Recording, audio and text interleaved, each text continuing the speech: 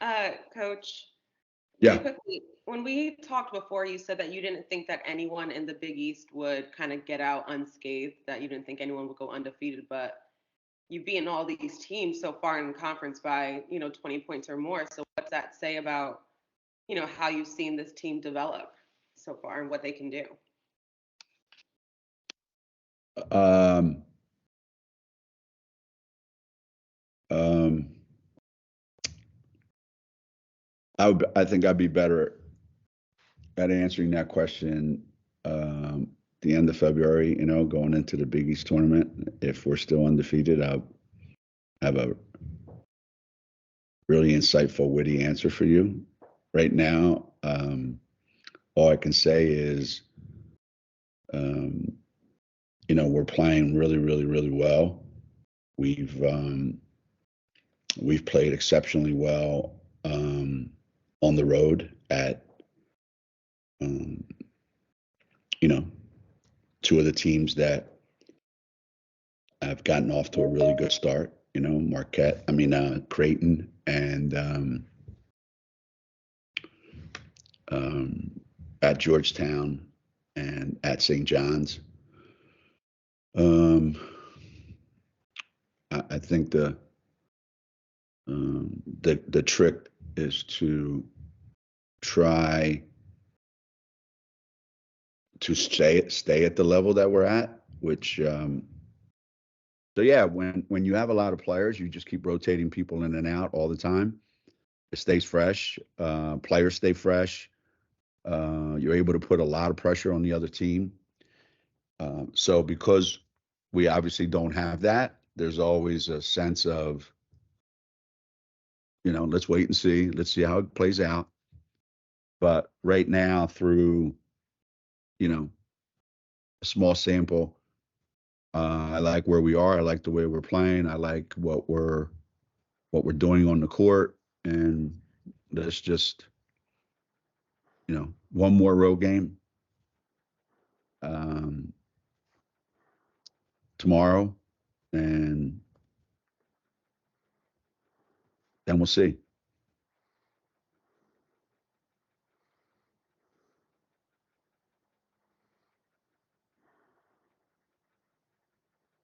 Hi, Maggie. Okay, wasn't quite sure how it went. What impresses you the most about Seton Hall and how they're playing without Lauren Parklane? Yeah, they've lost a lot of pieces from previous teams. Uh, big contributors. Um, I we talked about this at St. John's game. I think it's very, very difficult when you're in a situation where you've got to start from scratch almost, and um, all the new faces that Tony has on his roster, and yet, they're still finding ways to have, some success. Um, I think um, it's always somewhat similar when you play Seton Hall. You know kind of what their style of play is.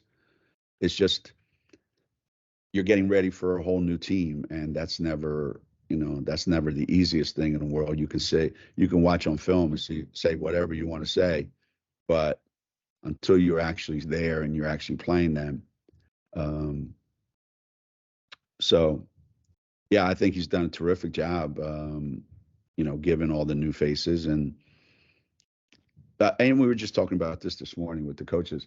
We're going to play the way we play. It's not like, hey, we have a box and we pull out, a different way to play every game, to suit the opponent. You know, we have, this is what we do. This is who we are. And this is how we're going to play. And if there's teams out there that can play that style better than us, nothing we can do about it.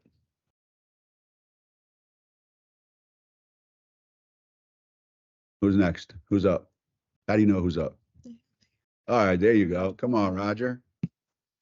You know, What have you seen out of Ice? Are there particular things that she's doing better now? I know we've talked about it, and it's just confidence is getting a little bit better, but can you pick out things that she's doing on the court better?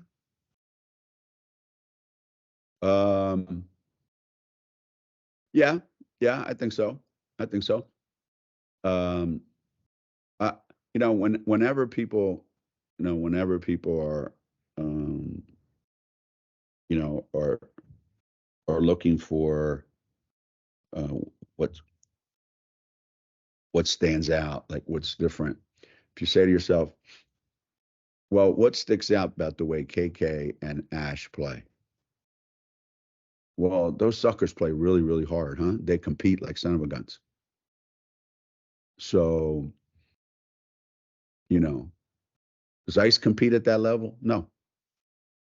But the other day, there was much more of a competitive spirit in the way she played. There seemed to be more purpose to how she played. So having a certain skill level is great, but if you don't compete at a certain level, it's going to be hard for you to have success. And working on your confidence level, that has a lot to do with how hard you compete. And the harder you compete, the more confidence you obtain. So hopefully that game the other day gave her a sense of, okay, if I do certain things a certain way, I'm going to have success. And, she had a really, really good practice yesterday. So hopefully, this will be a carryover. Is there a key to sustaining the success that you've had, especially when you have a more limited roster? Do you have to rest guys in practice, or do you not want to do that very much because you just want to keep them where they are? What's the key to sustaining all this now that you are I playing? think it's a balance. It's a balance. If you try to stay the way you are, you're probably going to slip, right? Natural game slippage, time slippage. So you can't stay the way you are. If you try to do too much, you risk, that we overdo it. So every year is about finding that balance of how do we stay well conditioned where we can play a lot of minutes if we have to without playing a lot of minutes in practice. Which any normal person who just heard that go, you're an idiot. How do you prepare somebody to play a lot of minutes by only playing a little bit of minutes in practice? So, we're always juggling. It's always a juggling act. And that's why, when you guys asked me the first question about how long can you keep doing this throughout the whole Big East season, I would say, let's see if we can keep those balls juggling in the air and make sure we don't drop any of them. Thanks.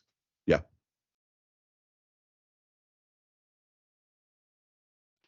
Anyone else? Coach, so yeah, given the injuries that you suffered, that obviously put the freshmen in a position to, start these games and play a bigger role for you. And you're playing at a really fast pace. Do you think that if you did have players like AZ, Aubrey, Caroline, that you would be playing at this fast of a pace? Or like, how would that be different? it would. Well, it'd be different in that we play even faster because we could go at that pace for longer. We would extend our defense even more than we have right now. There's only so much that you can push Aaliyah to do. So if we had Jenna and Yana and Aubrey, we'd push even more. We would put a lot more pressure on the other team. Right now, our fast pace is primarily what happens when we get the ball, either on a rebound, a steal, or even on a made basket. But if we had a lot more bodies available, we would try to create even more turnovers and play even faster. I think the skill set of this team, and that's, if anything we took away from June's practices is just how incredibly fast we could play and how fast we would get into our scoring mode and how quickly we would get from one thing to another. And unfortunately, that's been, taken away to a certain degree, but we're still trying to do it as much as we can. Going back to Ice and the confidence, kind of going over to Q, like what do you want to see out of her, and how do you want her to step up, especially in that kind of seventh player role? Well, Q, what we're trying to emphasize with Q is your game can't be about when I make shots, I help our team. When I don't, I don't.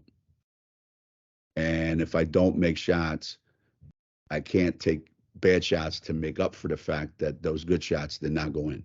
So it's all a learning curve for Q, which every freshman goes through.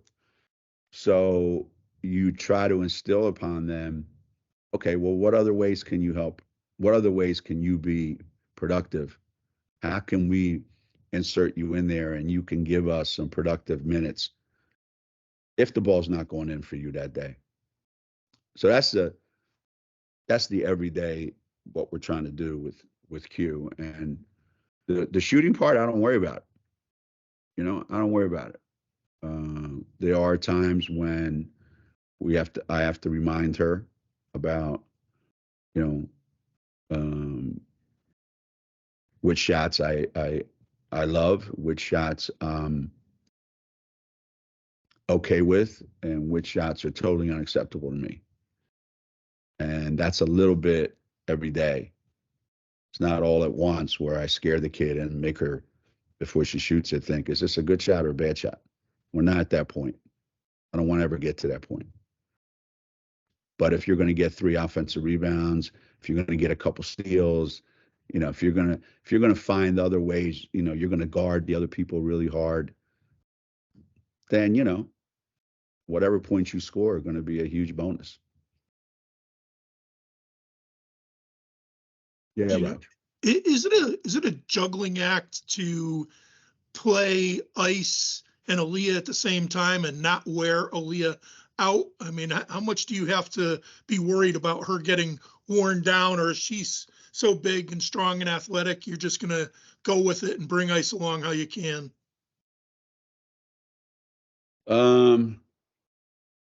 Well,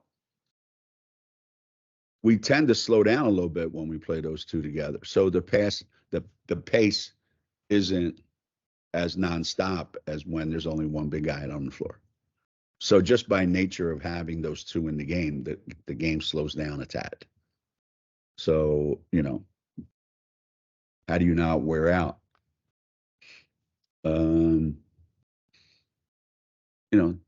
We changed the pace of the game a little bit.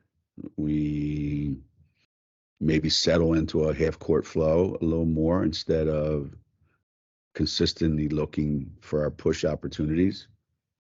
And then other than that, it's, me trying to manage minutes to the best of our ability. And so far, so good. And we'll see if we can keep doing it. Thanks. Yeah, Dan. Is Q's rebounding that her rebound numbers the last few games a byproduct of her starting to learn how to make more of an impact beyond the shots? Yeah, for a while there, we're a horrible offensive rebounding team. I said, how come every other team is really good at offensive rebounding? We're horrible at it. And some of that is, well, we're leading the country in field goal percentage shooting. So there's this fallacy that, well, every shot we shoot is going in. So why do I have to go in there on offensive rebound? So we shoot and run back on defense. So we're leading the country in field goal percentage defense, which means we're so good we only miss half of our shots. Think about that. So that means half of those shots are not going in. So who's getting all those? Are they getting all those? Or can we get some of them? So some of these guys are starting to, understand. I try to make light of it all the time. I say, look, some of you guys are not our first option on offense. Like, we don't come down and run 7 plays for you. But think about it this way. Every time we shoot, you should be thinking, oh, they're passing me the ball. So go get it. There you go. It's not that complicated. People say, do you do offensive rebounding drills? Sure. Do they work? No. You either want to rebound or you don't. Do you do box out drills on the other end? Sure we do. But you either want to be a great rebounder or you don't. So we're trying to every day. I bet you if we were shooting 40% from the floor, we'd be a better offensive rebounding team.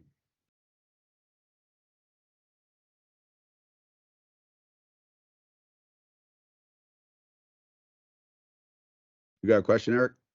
How do you fix your Eagles, coach?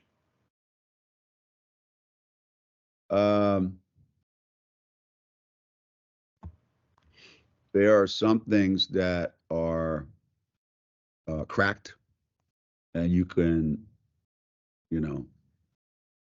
glue it together again. There are some things that are just missing a piece, and you can go find it where it broke and then put that piece back in there. There's some where you just bring out the broom and go buy another one.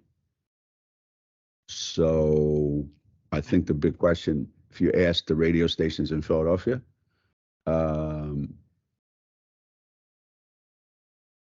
up Lincoln Financial, build a new stadium, and start over. I don't know that it's that drastic, but people in Philly right now, I would put a lot of policemen around the Delaware River and the Schuylkill River, because things are pretty bad down there, from what my friends tell me. You're the CEO. You calling Bill Belichick? I'm calling Tom Brady first. I'm not calling Bill Belichick. Actually, the crazy thing about it is that they've scored a lot of points this year. I mean, until recently, I think they've struggled a bit. They scored a lot of points this year, but they've lost games when they scored 30 points. So I think that the other side of the ball has been a major, major, major issue. Even when they were winning, it was a big issue. I know you're a fan, but it's got to fascinate you as a coach to see when there's something wrong. Just what goes through your brain when you're watching. Sometimes when you're playing great, you have no idea why. You just know, like, hey, everything's clicking. And you just ride that. And you go to practice, everything works, boom, boom, boom, boom, boom. And because you're on a high, even the stuff that you screw up turns out okay. Yeah. But when that thing changes and now you're not on a high, now all of a sudden those little things that used to break your way, or now everything goes the other way, and it just gets worse and worse and worse and worse. So yeah, the fact that I didn't hear from any of those guys last night means they gave up before the game started. Thanks. I don't know if they were watching rerun of Sopranos or what, but they weren't watching the game after the first half. Including me, I wasn't either. I felt bad for my grandson. He lives and dies for that team.